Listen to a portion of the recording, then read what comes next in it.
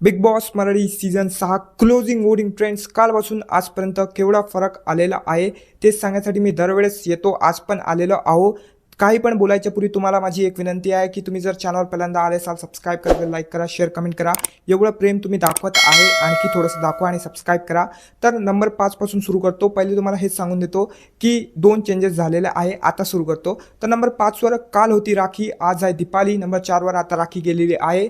Number 3 वर आता पण अनुश्री आहे. नंबर 2 वर विशाल कोटेन आलेला आहे. नंबर 1 वर राकेश बापट आहे. राकेश काल नंबर 2 वर होता, आज नंबर 1 वर गेला आहे. दीपाली काल नंबर 4 वर होती, आज नंबर 5 वर गेलेली आहे.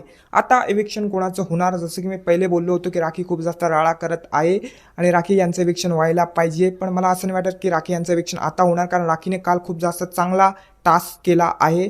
तर राखी यांचं इविक्शन नाही होणार असं मला वाटते, होऊ पण शकते. तर दीपाली आणि काणावतीचं अनुश्री या दोघांपैकी एक जण जाणार असा मला वाटते. राखी पण जाऊ शकते.